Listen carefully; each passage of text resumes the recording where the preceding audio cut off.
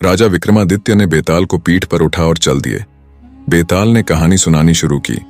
काशी में प्रताप मुकुट नाम का राजा राज्य करता था। उसके वज्र मुकुट नाम का एक बेटा था।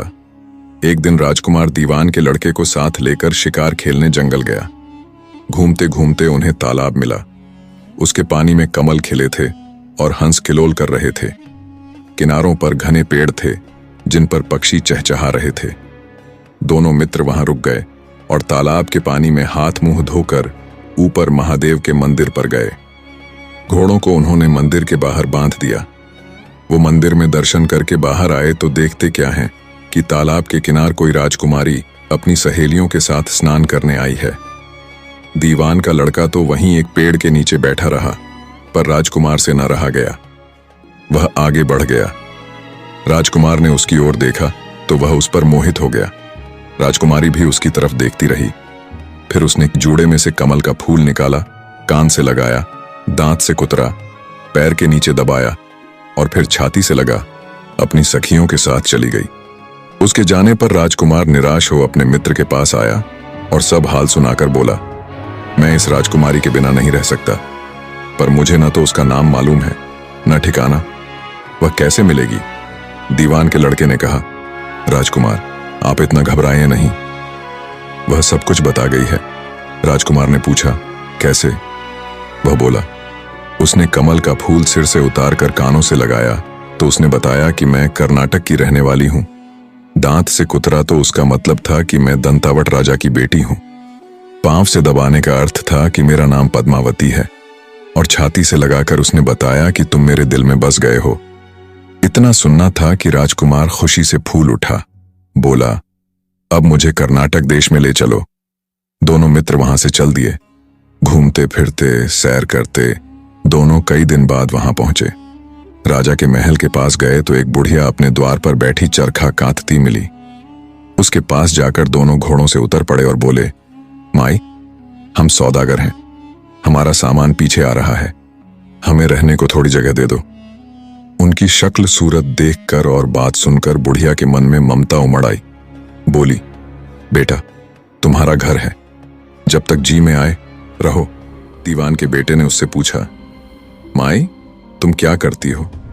तुम्हारे घर में कौन कौन है? तुम्हारी गुजर कैसे होती है? बुढ़िया ने जवाब दिया, बेटा मेरा एक बेटा है जो राजा की चाकरी में है। मैं राजा की बेटी पद्मावती की दाई थी। बूढ़ी हो जाने से अब घर में रहती हूं। राजा खाने पीने को दे देता है। दिन में एक बार राजकुमारी को देखने महल में जाती हूं। राजकुमार ने बुढ़िया को कुछ धन दिया और कहा, माई कल तुम वहां जाओ तो राजकुमारी से कह देना कि जेठ सुदी पंचमी को तुम्हें तालाब पर जो राजकुमार मिला था वह आ गया है। अगले दिन जब बुढ़िया राजमहल गई तो उसने राजकुमार का संदेशा उसे दे दिया। सुनते ही राजकुमारी ने गुस्सा होकर हाथों में चंदन लगाकर उसके गाल पर तमाचा मारा और कहा, मेरे घर से निकल जा। बुढ़िया ने घर आकर सब हाल राजकुमार को कह सुनाया। राजकुमार हक्का बक्का रह गया। तब उसके मित्र ने कहा, राजकुमार आप घबराएं नहीं, उसकी बातों को समझें। उसने 10 उंगलियां सफेद चंदन में डुबोकर गाल पर मारी। इससे उसका मतलब यह है कि अभी 10 रोज चांदनी के हैं। उनके बीतने पर मैं अंधेरी रात में मिलूंगी। 10 दिन के बाद बुढ़िया ने फिर राजकुमारी को खबर दी तो इस बार उसने केसर के रंग में 3 उंगलियां डुबोकर उसके मुंह पर मारी और कहा, भाग यहां से। बुढ़िया ने आकर सारी बात सुना दी। राजकुमार शोक से व्याकुल हो गया। दीवान के लड़के ने समझाया, इसमें हैरान होने की क्या बात है? उसने कहा है कि मुझे मासिक धर्म हो रहा है, 3 दिन और ठहरो। 3 दिन बीतने पर बुढ़िया फिर वहां पहुंची। इस बार राजकुमारी ने उसे फटकार कर पश्चिम की खिड़की से बाहर निकाल दिया। उसने आकर राजकुमार को बता दिया। सुनकर दीवान का लड़का बोला, मित्र उसने आज रात को तुम्हें उस खिड़की की राह बुलाया है। मारे खुशी के राजकुमार उछल पड़ा। समय आने पर उसने बुढ़िया की पोशाक पहनी, इत्र लगाया, हथियार बांधे। 2 पहर रात बीतने पर वह महल में जा पहुंचा और खिड़की में से होकर अंदर पहुंच गया। राजकुमारी वहां तैयार खड़ी थी। वह उसे भीतर ले गई। अंदर का हाल देखकर राजकुमार की आंखें खुल गईं। एक से एक बढ़कर चीजें थीं। रात भर राजकुमार राजकुमारी के साथ रहा। जैसे ही दिन निकलने को आया कि राजकुमारी ने राजकुमार को छिपा दिया और रात होने पर फिर बाहर निकाल लिया। इस तरह कई दिन बीत गए।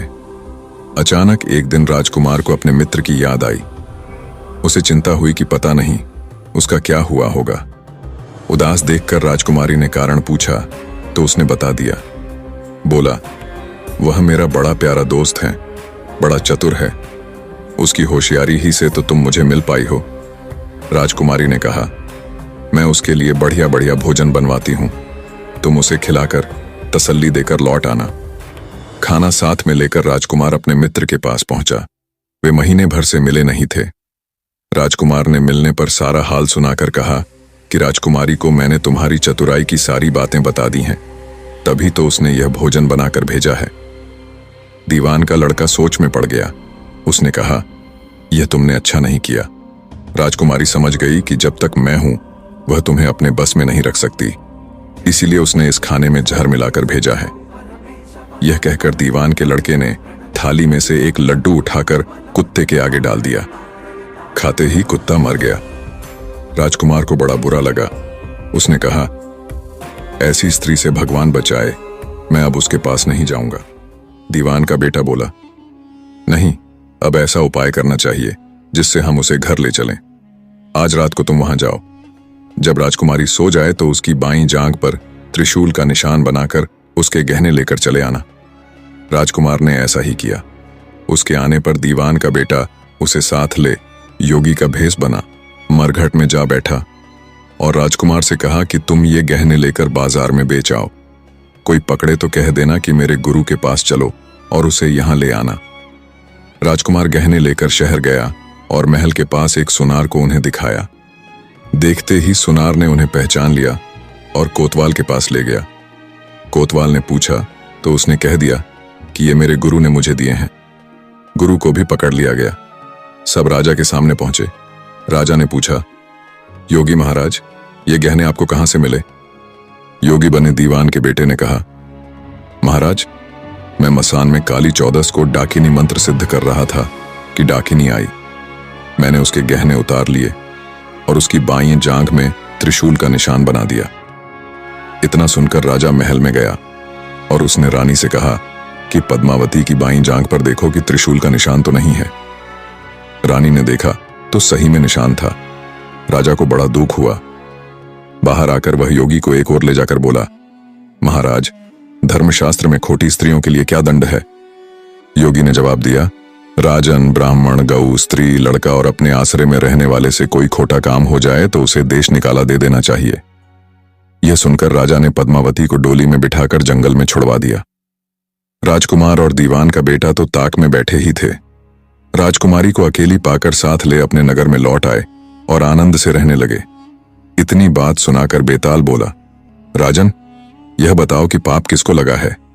राजा ने कहा, पाप तो राजा को लगा। दीवान के बेटे ने अपने स्वामी का काम किया। कोतवाल ने राजा को कहना माना और राजकुमार ने अपना मनोरथ सिद्ध किया। राजा ने पाप किया जो बिना विचारे उसे देश निकाला दे दिया। राजा का इतना कहना था कि वेताल फिर उसी पेड़ पर जा लटका। राजा वापस गया और वेताल को लेकर चल दिया। वेताल बोला, राजन सुनो, एक कहानी और सुनाता हूं।